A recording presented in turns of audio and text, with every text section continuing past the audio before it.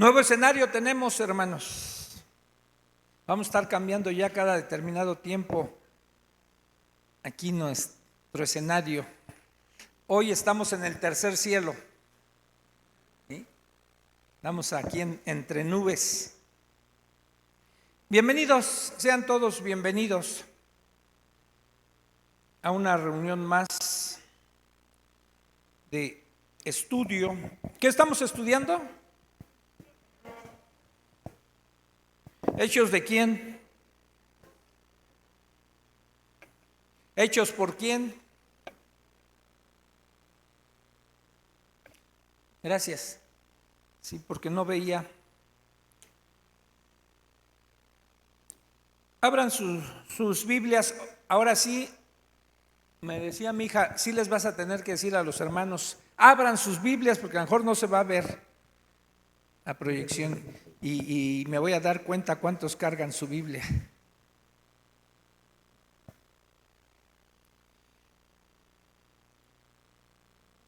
No me la apaguen, mejor préndanmela porque de por sí no veo.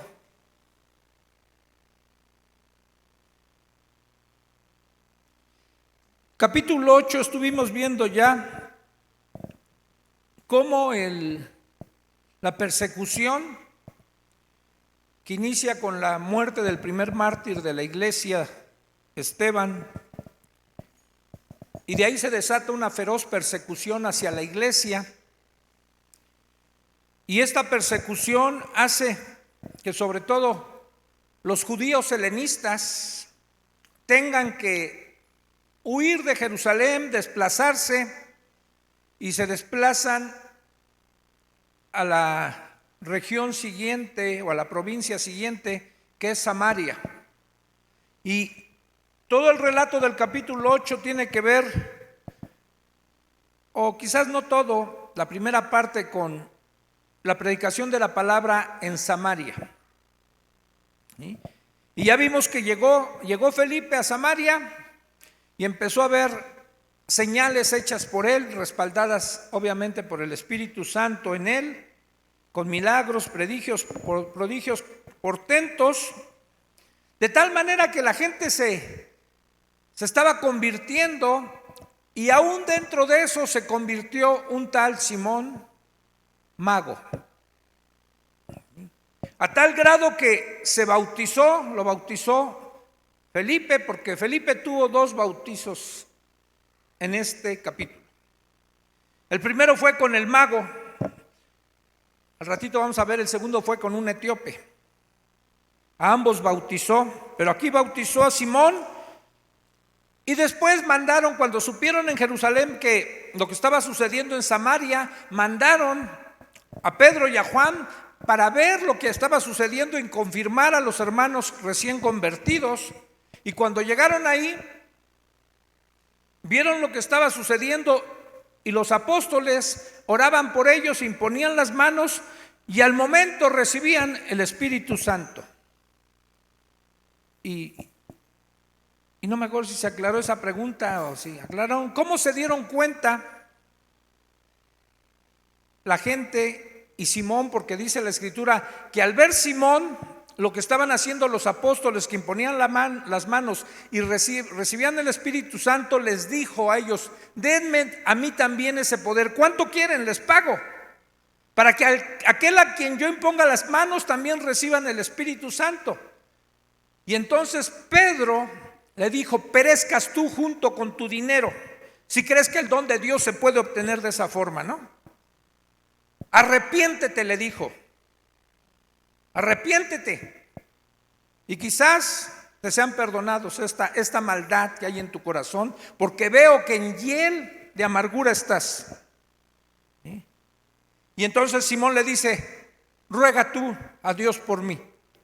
Entonces la pregunta que quedó en el aire así: ¿cómo se dieron cuenta la demás gente que recibían el Espíritu Santo? ¿Cómo se dio cuenta Simón que los demás recibían el Espíritu Santo?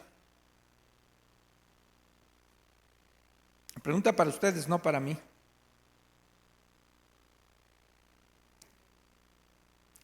Dice aquí Rebe que hablaban en lenguas. Dani, porque habían cambiado, se veían cambiados. O sea, de estar feos pasaron a ser guapos, ¿no? Tenía una mala actitud, ya la cambió. Está bien, hija, pero yo creo que tenía que ver más con lo que dice Rebe. Sí, porque acuérdense que la evidencia en Pentecostés, cuando ellos fueron llenos del Espíritu Santo, recibieron el Espíritu, la manifestación fue que hablaban en otras lenguas.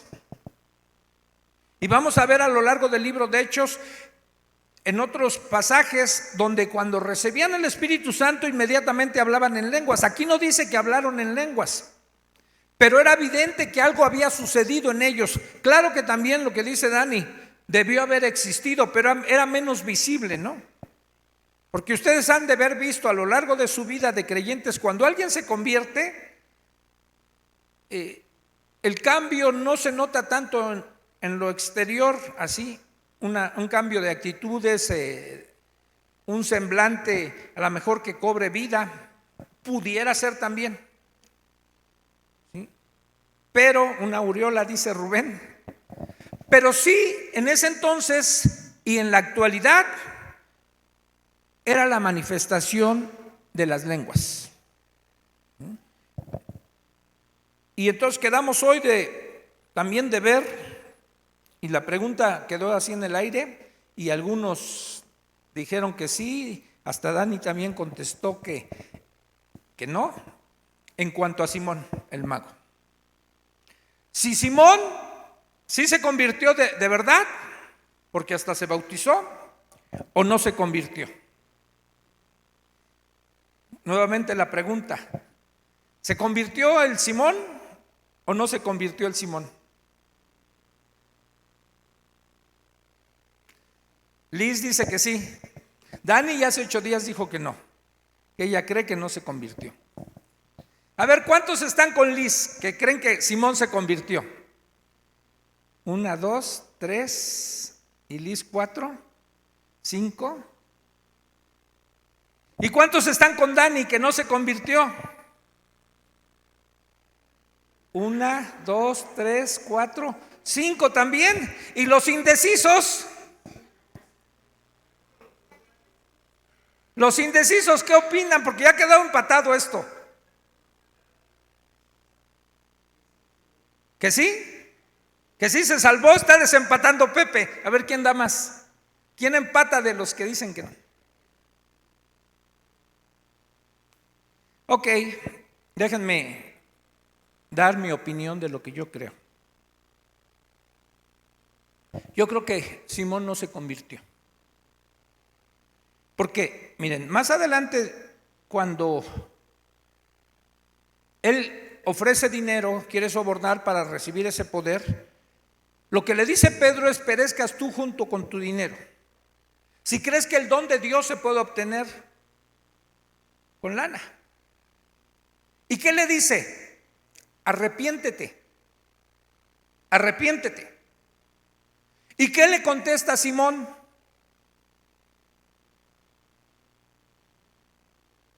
¿Se acuerdan qué le contestó Simón? Van en sus Biblias. Dice: ruega tú por mí, para que no me venga esto. ¿Cuál fue o cuál es el mandato para una conversión? ¿Qué debe de haber antes de una conversión? En el primer sermón que predica Pedro también en Pentecostés, les dice a ellos: arrepiéntanse y bautícense para que sean perdonados sus pecados. Y esa es la forma del evangelio y la conversión para una persona. Tiene que haber arrepentimiento en su corazón. Y procede a un arrepentimiento, a un bautizo con el arrepentimiento, y nace de nuevo. Pero él no obedeció a la orden de Pedro, que le dijo: arrepiéntete. No se ve un dejo de arrepentimiento. Se le ve un dejo de temor y le dice: no, mejor ruega tú a Dios por mí, para que no me venga eso que dices. Hay, así como aquí, entre los comentaristas bíblicos, hay unos que opinan que sí se convirtió porque se bautizó. Pero les decía hace 8 días que aquí muchos también se han bautizado y yo les llamaba, son diablitos remojados nada más. En realidad no se convirtieron, bañados. ¿Sí? Porque se ve la evidencia después. ¿Sí? Juan el Bautista les decía a la gente, cuando él los llamaba al arrepentimiento, les decía, hagan frutos dignos de arrepentimiento. Y se tiene que ver el arrepentimiento, la conversión de la gente. Por ejemplo, Juan les decía, el que tenga 2 camisas, regale una y nada más quédese con una. Pues no se ve nada en Simón. Hasta ahí queda la historia del mago Simón, que lo llaman falso.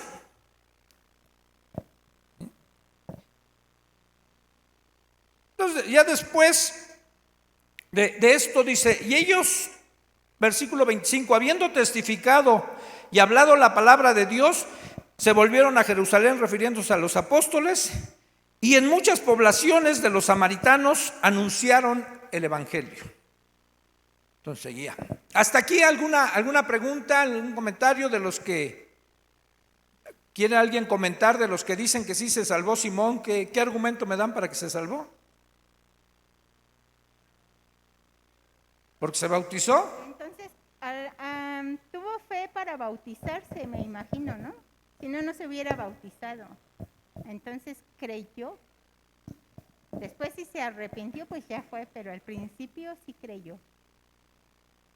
Gracias. ¿A cuántos les ha sucedido que se cumple el dicho, si no en ustedes, en otros que hayan visto, ese dicho que dice, a donde fueres, haz lo que viereis? ¿Les ha pasado? Miren, mi hermana, una hermana mía que ya murió,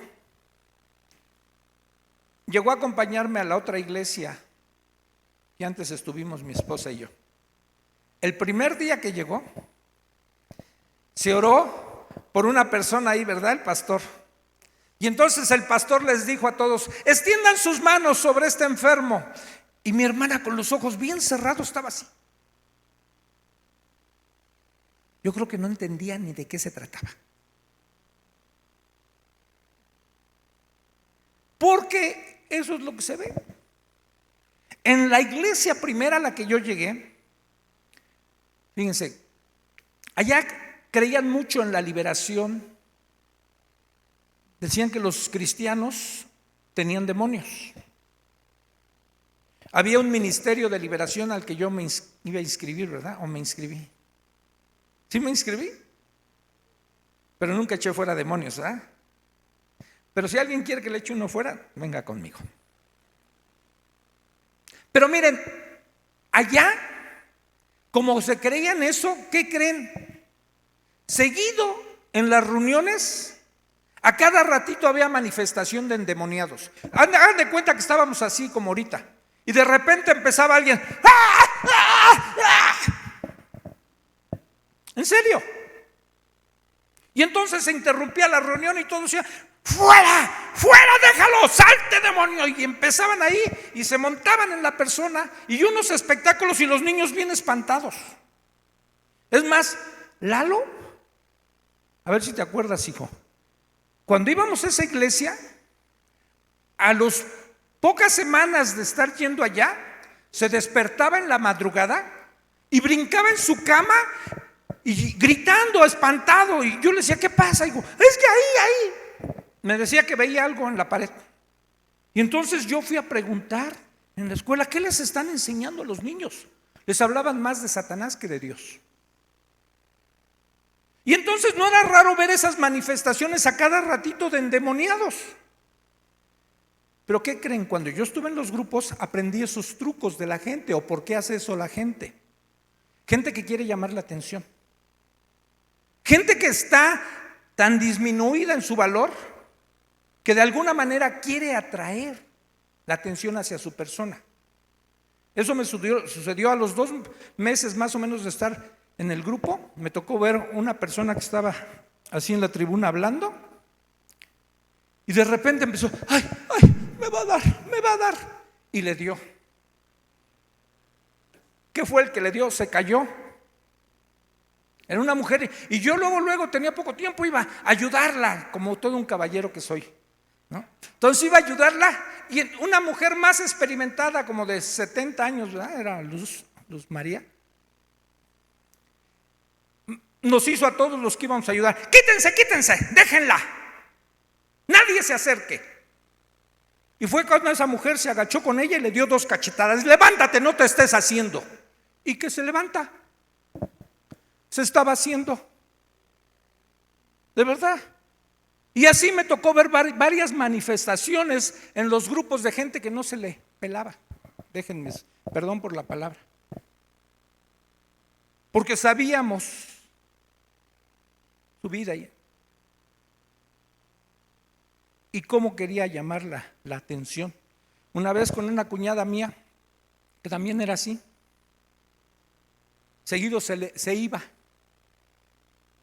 Y con eso manipulaba a mi hermano. Y un día íbamos así en su carro, y le empezó a dar. Y mi hermano bien espantado, yo ya le había dicho, no tiene nada, se hace. No, pero él se espantaba. Y entonces en ese momento que le dio el Camafax,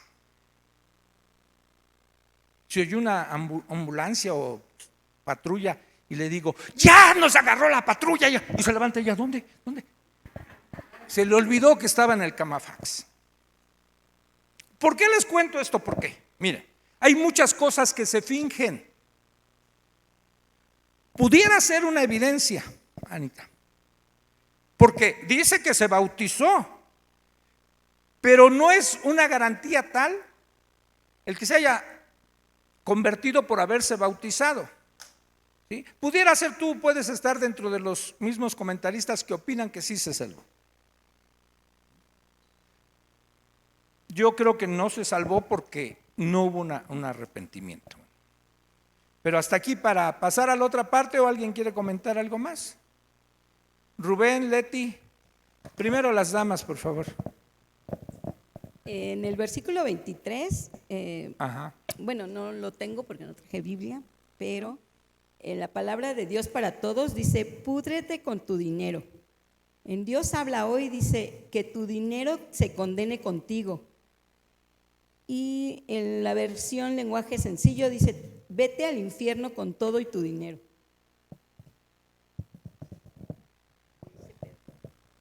Efectivamente, bueno, hay mucha gente que para llamar la atención efectivamente hace cosas, se tiran al piso, literalmente así es, se tiran al piso para llamar la atención. Pero también recordemos, por ejemplo, en la carta a los Corintios, ahí vemos cómo Pablo les escribe a los Corintios llamándoles hermanos. Y la verdad, la situación moral que se vivía en Corinto, pues dejaba mucho que desear hacia los creyentes. Sin embargo, ahí Pablo hace la aclaración de decirles que ellos eran unos cristianos carnales. ¿Qué significa esto de cristianos carnales? Quiere decir que son, ahora sí, ahí mismo lo menciona, como niños en Cristo, que su madurez espiritual está apenas en ciernes, apenas creciendo en el Evangelio. Entonces, este tipo de hermanos que son carnales o que apenas están avanzando en el Evangelio, están siendo nuevos creyentes, vamos a encontrar en ellos que hasta pudiera confundirse con algún impío, con la vida normal que un impío lleva, ¿no? Que es muy dada a los pecados, ¿no? Entonces, sin embargo, los hermanos en Corinto, pues, es tan marcado el contraste que ahí Pablo les reconoce que en la iglesia de Corinto se están manifestando los 9 dones del Espíritu Santo. Entonces, ¿qué contraste tan evidente había entre la vida moral que llevaban los hermanos de Corinto y las manifestaciones que se daban en el pueblo, en la misma iglesia de Corinto? Entonces, yo me inclinaría a pensar que pudiera ser que Simón se convirtió, pero pues todavía tenía que avanzar mucho en la fe para que él pudiera dejar atrás su pecado de codicia, de avaricia y avanzar hacia la madurez espiritual. Y Pedro lo confronta fuertemente para que reaccionara y incluso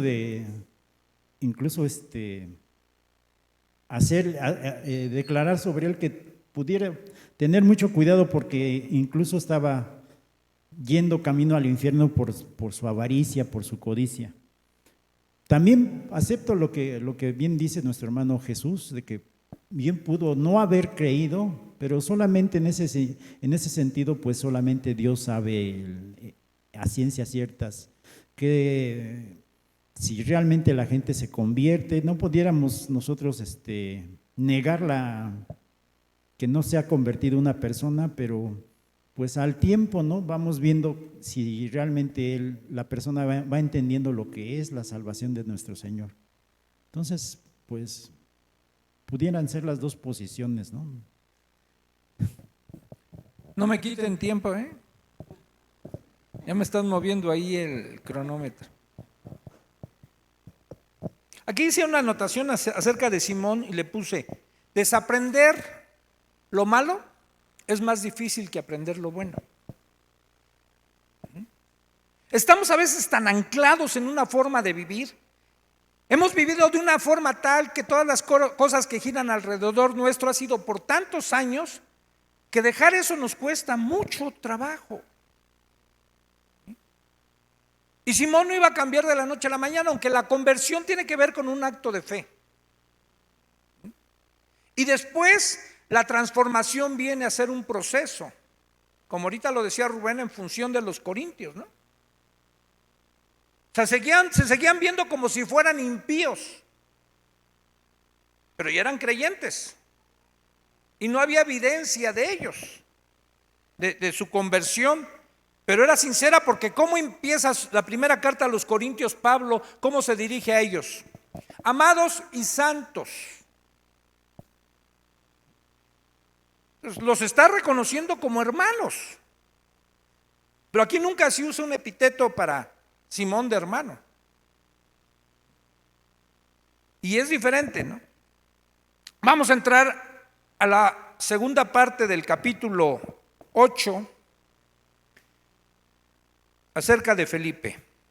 Síganme en la lectura.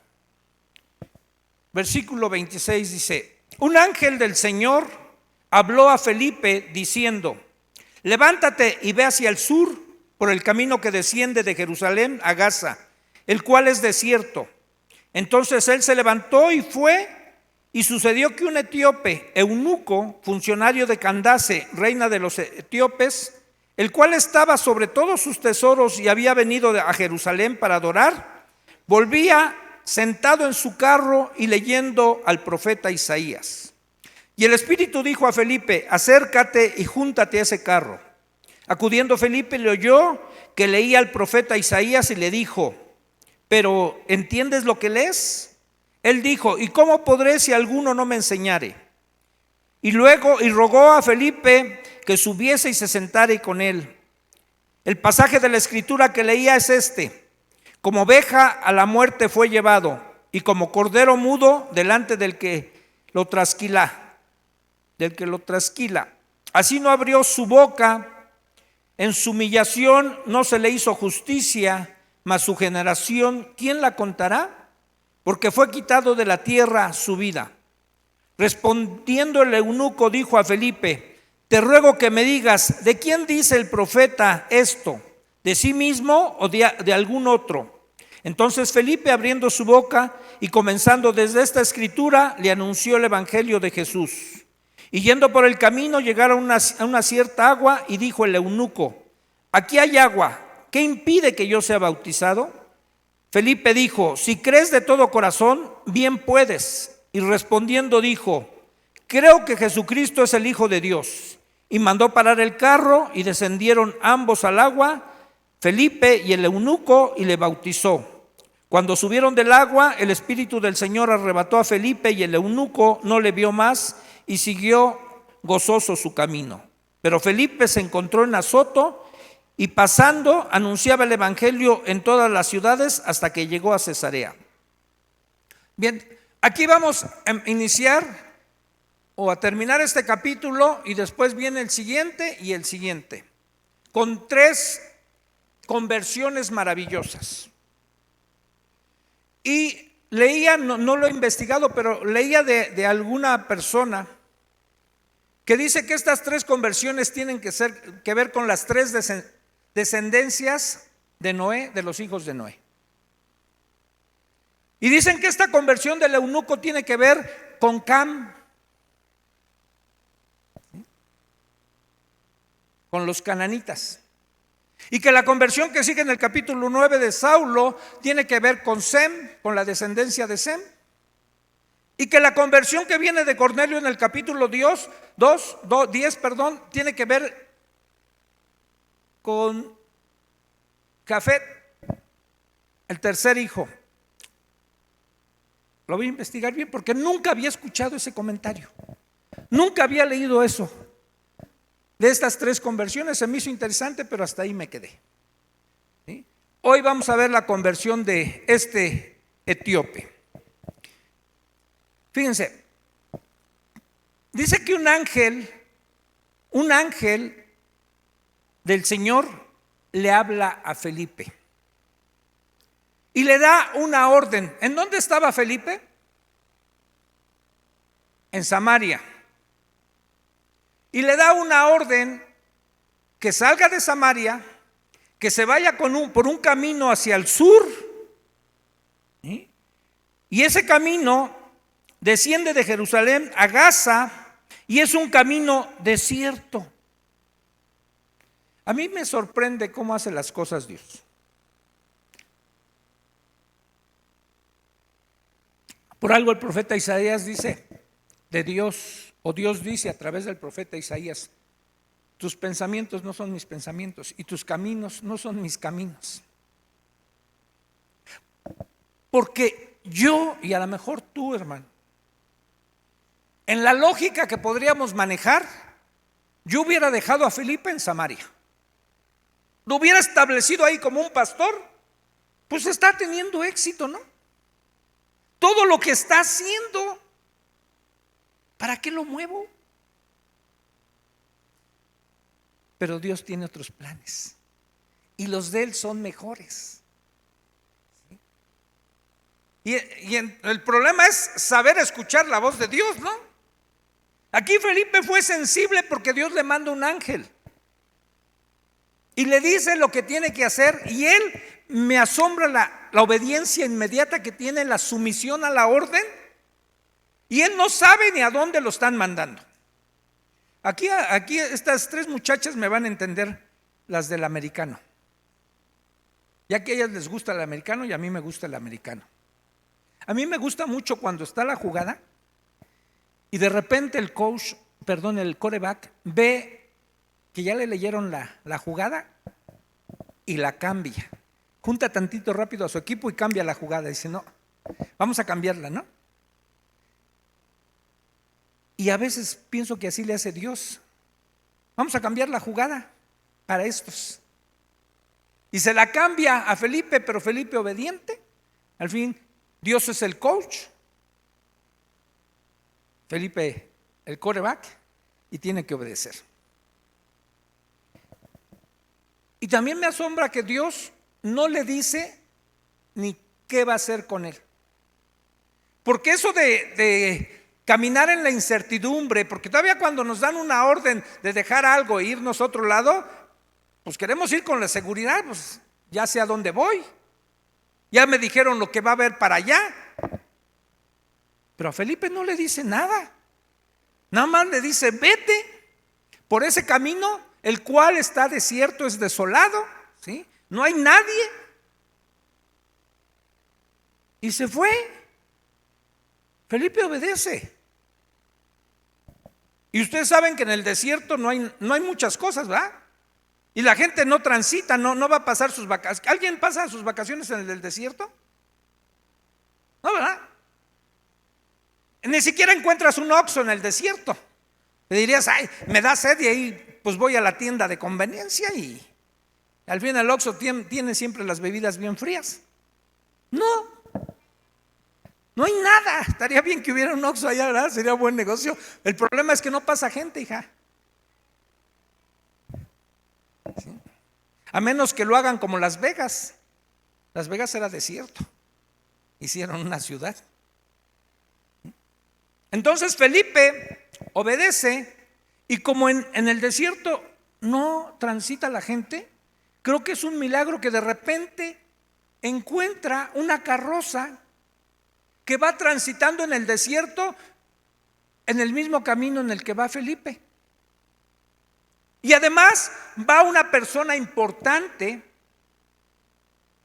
que es, como sería en nuestros días, el tesorero de Hacienda, de la reina Candace, que era un título, no era su nombre. Va ahí y dice la Escritura que este hombre viene de Jerusalén a donde fue a adorar. No era un hombre que fuera creyente.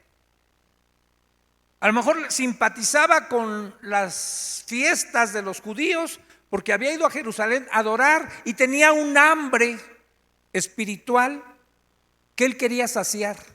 Y pensaba: quizás en Jerusalén encuentre algo. ¿Por qué va tanta gente ahí a adorar a un Dios que ellos proclaman? Y tanta era su hambre que él tenía un rollo, no el rollo que él traía, sino un rollo literal de las Escrituras, el del profeta Isaías. Y está leyendo al profeta Isaías, dice: pues total, en este trayecto, quizás si tuviera un buen paisaje, a lo mejor me deleitaba viendo el paisaje, pero pues pura arena, no hay nada, pues mejor voy a leer. El otro día me mandó Sharon una foto de esta pequeñita que estaba ahí formada en una fila y me dice: mire, me pone ahí con un libro, Dani, dice: esperando en la fila con su libro. Me encanta leer a esta chamaquita. Y pues hay que aprovechar el tiempo a veces, ¿no? El otro día fui al banco, me tardé como 2 horas, pero llevaba mi libro. Entonces aprovecho para leer. Y entonces este etíope está aprovechando el trayecto y saca su rollo y está leyendo al profeta Isaías. Y una voz, la voz del Espíritu, le dice a Felipe: acércate a ese carro.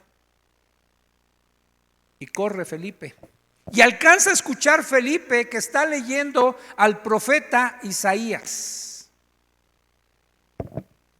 Y la pregunta es: ¿cómo supo Felipe que estaba leyendo a Isaías? ¿Cómo supo?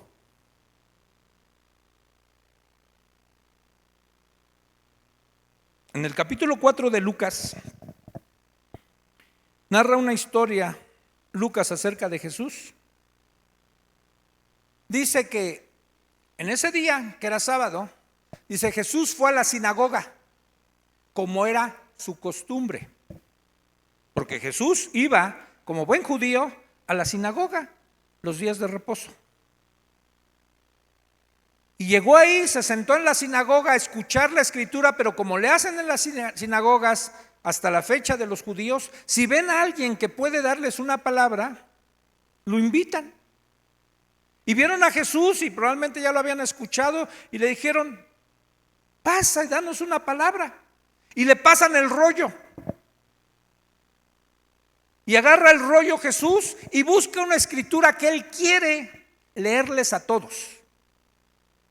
Y abre el rollo que también es de Isaías y encuentra, y acuérdense que en ese entonces el rollo era todo lineal. Y no había división ni de capítulos ni de versículos, nada. Y Jesús desenrolla el rollo y va a un texto sin capítulos ni versículos. Y llega ahí y encuentra, dice, el Espíritu del Señor está sobre mí porque me ha ungido. Me ha enviado para dar buenas nuevas a los abatidos, para dar libertad a los cautivos y en fin, ustedes saben. ¿Qué capítulo de Isaías es ese? Sin ver sus Biblias, hermanos, sin consultar sus teléfonos.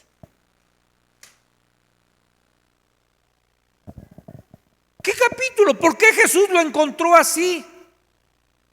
Exactamente encuentra esa escritura y en el momento dice, enrolla, valga la redundancia, el rollo y se lo entrega al ministro y empieza ahora sí a dar su enseñanza sobre lo que leyó. Dice, hoy, dice Jesús, hoy se ha cumplido esta escritura delante de ustedes, diciendo, ese de que habla Isaías soy yo Jesús.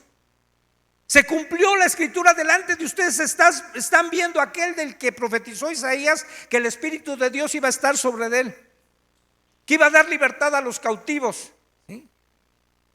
Que venía a dar liberación el año, a proclamar el año de la buena voluntad del Señor, en fin, todo lo que dice ahí al principio del capítulo 61. ¿Cómo supo Jesús? ¿Cómo lo encontró? ¿Cómo supo Felipe que el etíope, que el eunuco etíope estaba leyendo a Isaías y era el capítulo 53, que tampoco el rollo del etíope tenía ni versículos ni capítulos? ¿Cómo lo supo? A ver, ayúdenme a entender. ¿Cómo lo supo?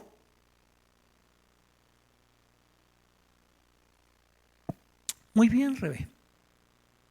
Cuando tú, hermano, y yo somos asiduos lectores de la palabra de Dios, no nos va a ser difícil identificar un texto cuando alguien lo diga, cuando alguien lo comente. Me acuerdo, mi hija luego me recuerda un hecho que una vez sucedió hace muchos años aquí en este lugar. Bueno, no tantos.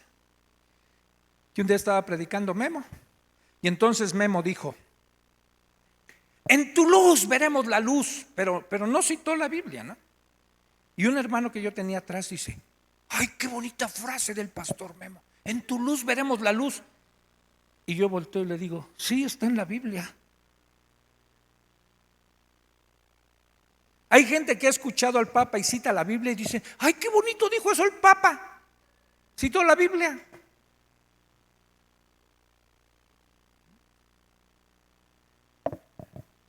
¿Cómo supo?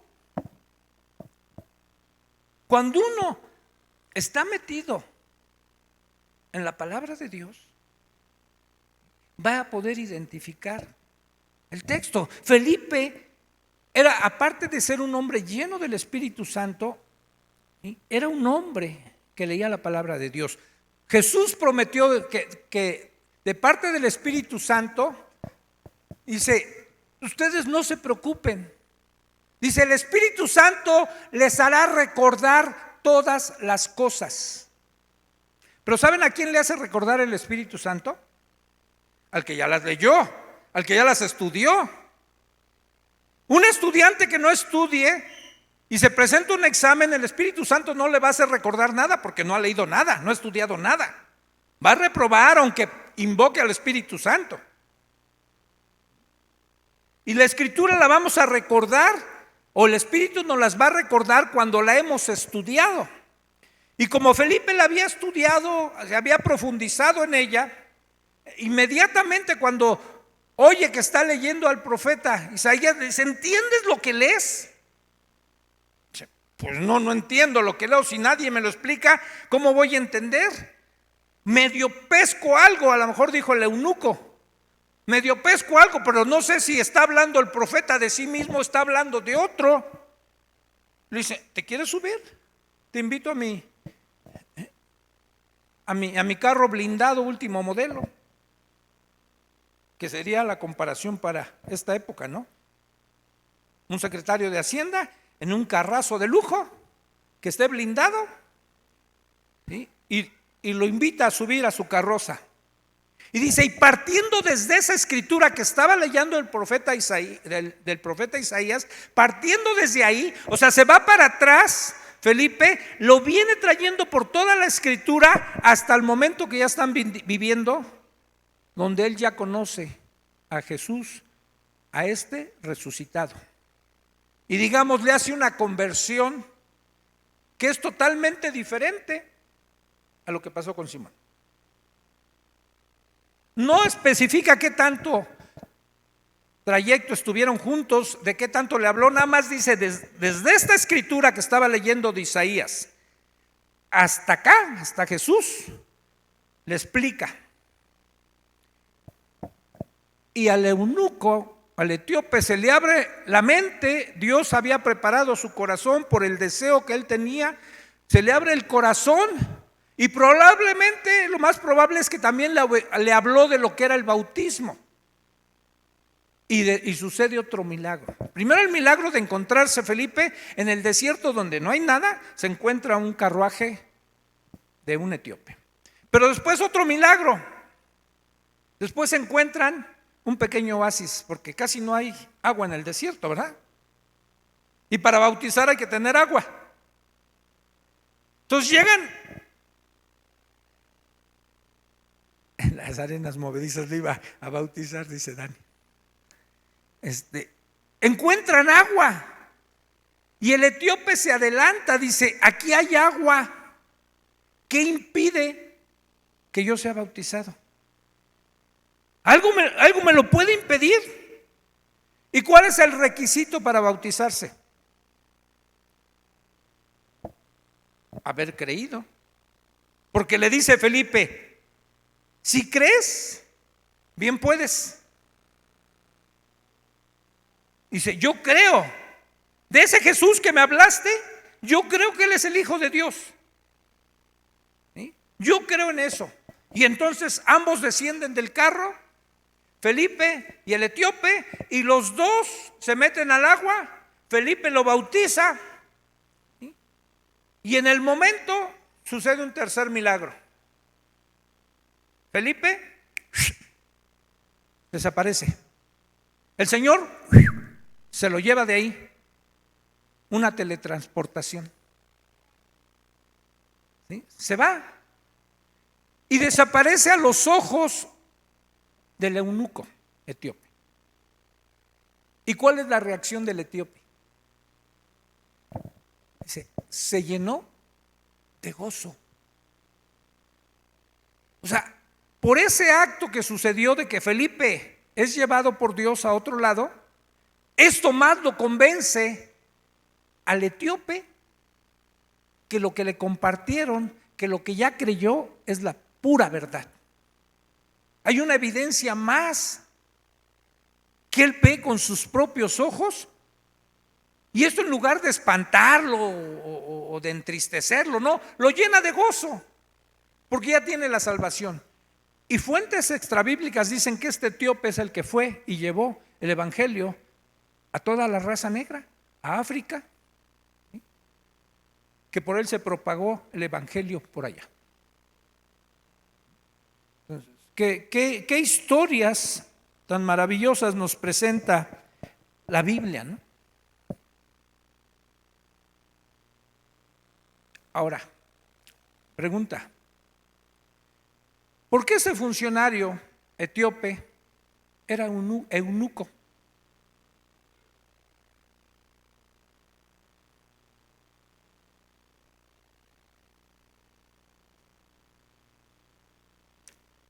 Fíjense, Lalo se sabe bien este versículo porque lo usa mucho. Deuteronomio 23:1, ¿ah? ¿Nos los quieres repetir, por favor? Le da pena hasta repetirlo. ¿Sí? Es que para que veamos la magnitud del amor de Dios. Porque según la ley, ¿ya lo pusieron? Según la ley en Deuteronomio, decía acerca de ciertas gentes que no tenían parte en la congregación. Y decía: no entrará en la congregación de Jehová el que tenga magullados los testículos o amputado su miembro viril. Eso está en la Biblia, no se espanten, hermanos. ¿Sí? Eso está en la Biblia. ¿Qué era un eunuco?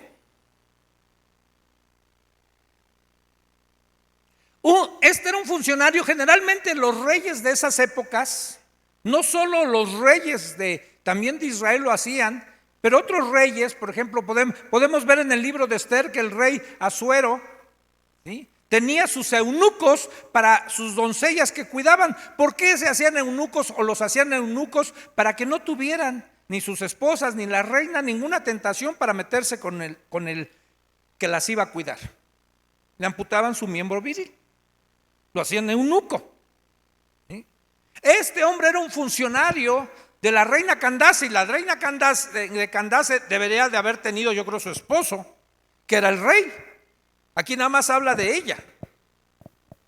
¿Sí? Y pues como siguiendo la costumbre de allá, alguien que iba a estar muy cercano a una reina, lo hacían eunuco. Y de acuerdo al texto de Deuteronomio, esta clase de hombres no debería ser aceptado en la congregación.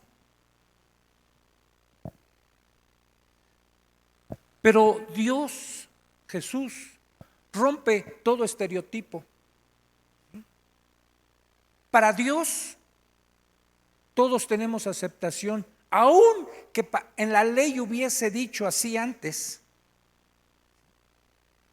Se abren las puertas de la gracia, las puertas de la salvación, y no se detienen en compartirle a este eunuco, en bautizarlo, ¿sí?, en que pase a formar parte de la congregación, porque esto no es algo que él decidió por sí mismo.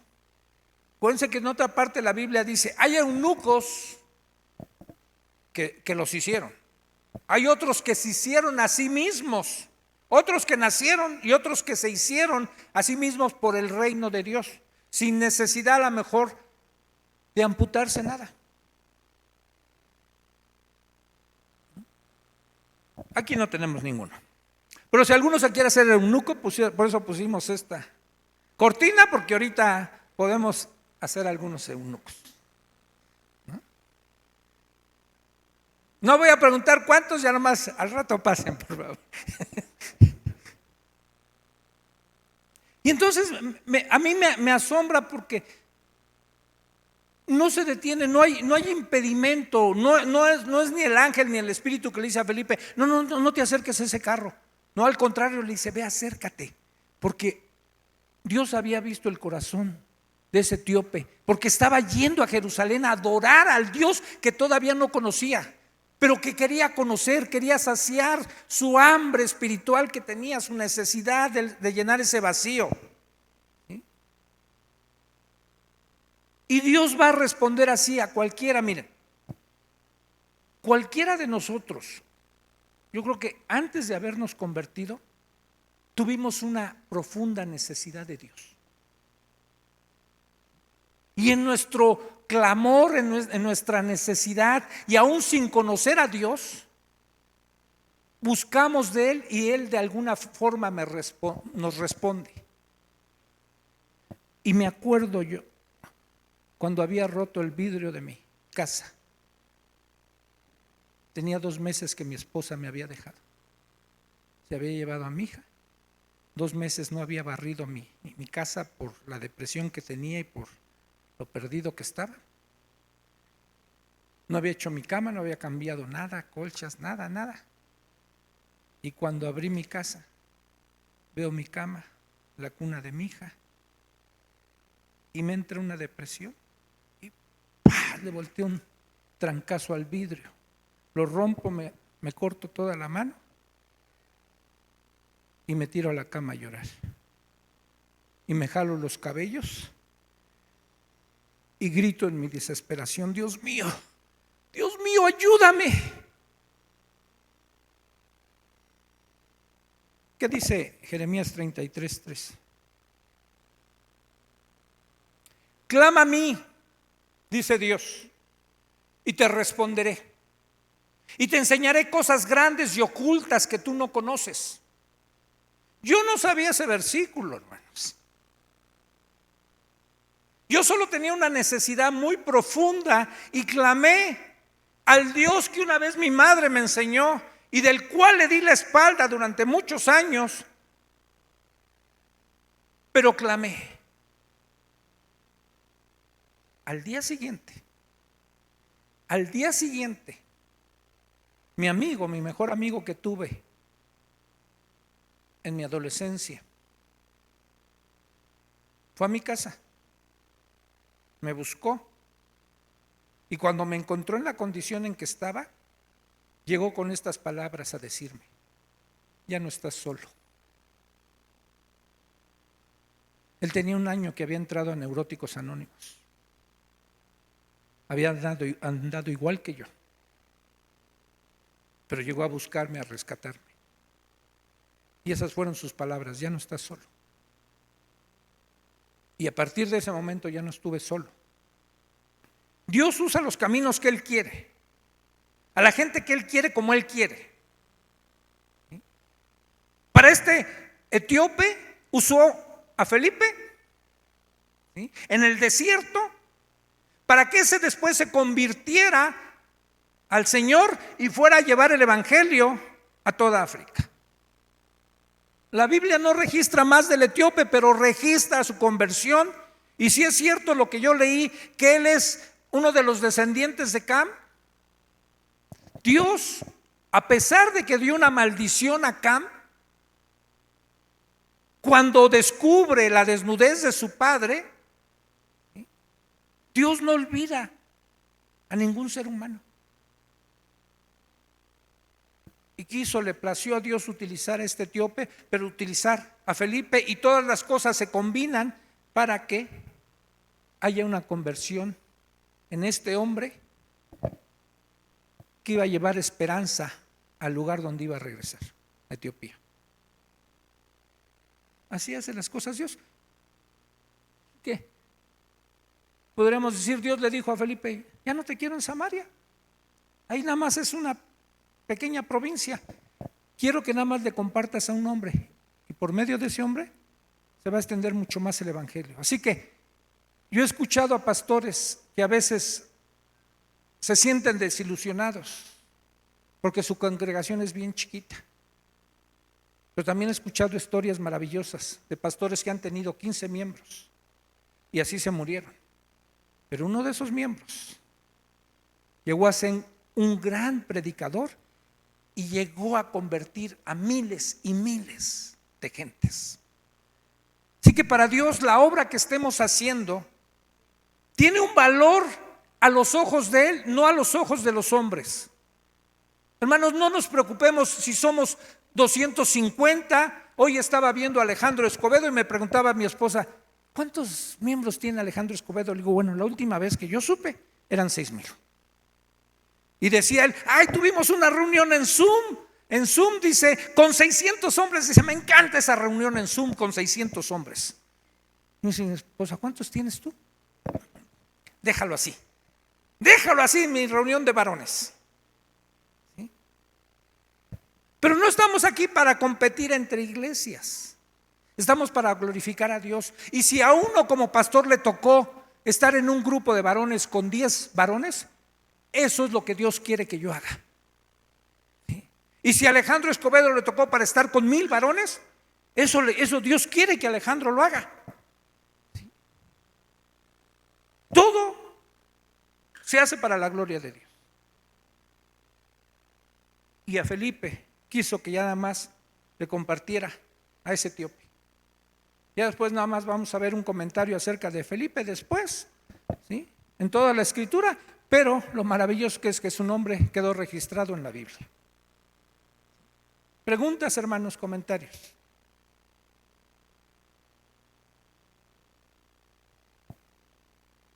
Sí, Liz. Ahí viene el micro. Yo estaba leyendo un comentario de de esta sección y dice que es interesante cómo Felipe pudo presentar el Evangelio, pudo presentarle a Jesucristo con el Antiguo Testamento. Seguramente la parte donde estaban leyendo tenía que ver, porque Isaías habla de Jesucristo proféticamente, pero este comentario dice que muchos ya tienen por obsoleto el Antiguo Testamento y muchas cosas que se dicen en el Antiguo Testamento ya no las tienen como actuales, ¿no? Ya las hacen a un lado. Pero Felipe no era así, porque además no existía todavía un Nuevo Testamento como ahora lo tenemos nosotros. Pero es interesante ver cómo toda la escritura completa nos lleva a Jesucristo, desde el Génesis. Y Felipe bien pudo presentar el Evangelio y la persona de Jesucristo con el Antiguo Testamento a través de Isaías. Nosotros no podríamos entender el Nuevo Testamento si no tuviéramos el Antiguo. Les aseguro que no lo podríamos entender. Hay veces que cuando se evangeliza, y no digo que esté mal, no, por supuesto que está bien, se regalan Nuevos Testamentos. Pero si alguien nada más lee el Nuevo Testamento, va a haber muchas lagunas en su creencia. Porque todo el Antiguo Testamento, todo apunta a Jesús. Desde la primera promesa que hay, que está en Génesis 3:15, es para Jesús. Inmediatamente después de la caída del ser humano, Dios da una promesa. De la descendencia de la mujer, dice, levantaré uno que aplastará la cabeza de la serpiente, un golpe mortal.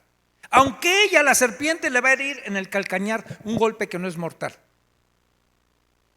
Y desde ahí, ya la gente, desde Adán, estaba esperando su redención. Y empezamos a ver. Tú lees el libro de Oseas y es un libro que te va a hablar del amor de Dios personificado en un profeta hacia su mujer infiel con su pueblo infiel de Dios, y que su amor no cambia y no varía, y ese es el amor de Cristo hacia su iglesia. Y empiezas a ver el Cantar de Cantares y no se queda nada más en ser un libro de amor erótico, físico. También es una analogía del amor de Dios con su iglesia. Y todo empezamos a revisar y a revisar el Antiguo Testamento, ¿no? O sea, por eso hay antes, algo antes para poder apuntar hacia lo que es el Nuevo Testamento, y ya después dice la Escritura, y ahorita me acordé del mosquito. Dice, toda la Escritura, Antiguo y Nuevo Testamento, toda es inspirada, toda. Después dice también Pedro, tenemos la palabra profética más segura. Toda la Biblia, toda. Entonces en eso podemos descansar, porque es importante lo que dice Liz, ¿no? O sea, no existía en ese entonces lo que hoy ya nosotros tenemos como Nuevo Testamento. Era más oral lo que se transmitía. Aunque había conocimiento de lo que había pasado con Jesús y todo, pero no tenían una Biblia como nosotros. Sí tenían las escrituras del Antiguo Testamento, porque sacó el rollo, estaba leyendo un rollo, algo que sí estaba escrito. Con eso era suficiente para ir presentando este nuevo movimiento o el camino que se estaba levantando. Pero después se iba a completar, y de hecho tardaron algunos siglos para que se cerrara lo que se conoce como el canon, los libros inspirados. Y hubo muchos libros también que se escribieron y que no quedaron dentro del canon. Incluso las Biblias católicas tienen los libros deuterocanónicos, que ellos sí los incluyeron, ¿sí? Aunque en el canon se cerró y dijo no fueron inspirados, pero son libros que contienen historia.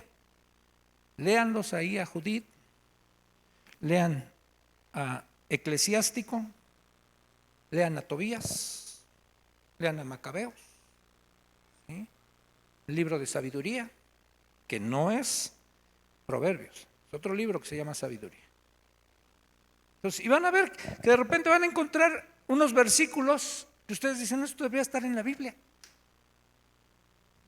Está tan bonito, se oye tan bonito, que debe estar en la Biblia. Bueno, agarra una Biblia católica y está en la Biblia católica, ¿no? ¿Algo más? Oremos.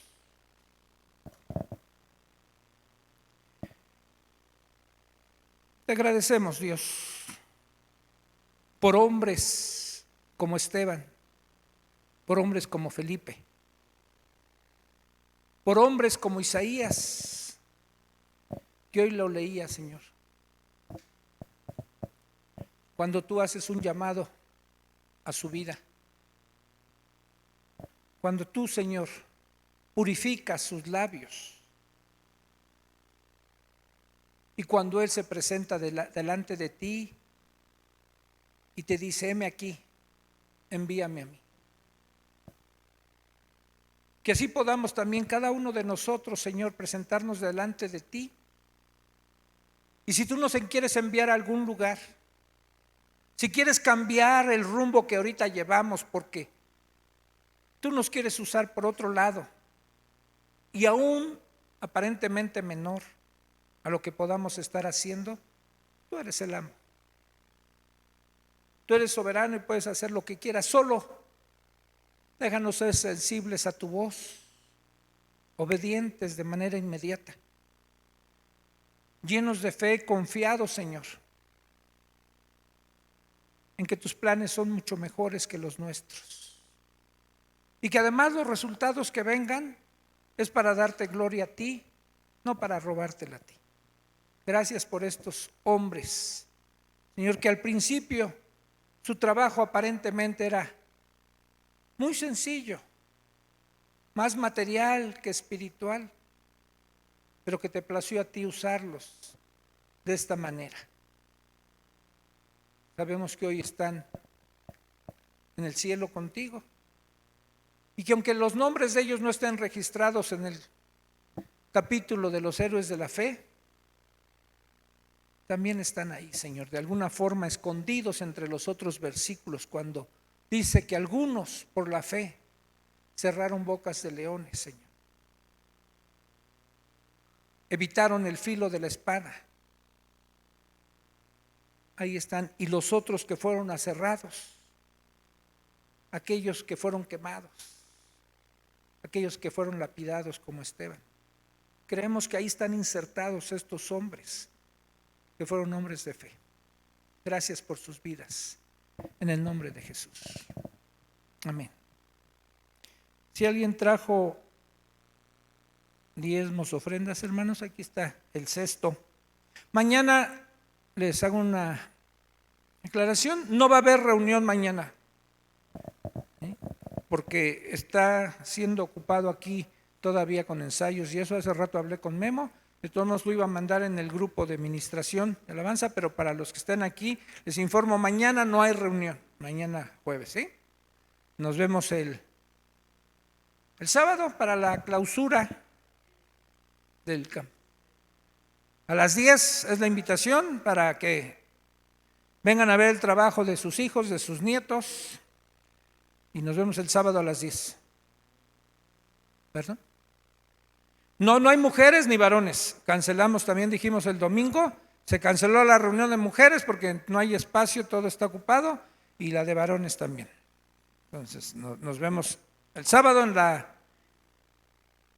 reunión de campo de verano y el domingo los que no puedan venir el sábado. Dios les bendiga, mis hermanos.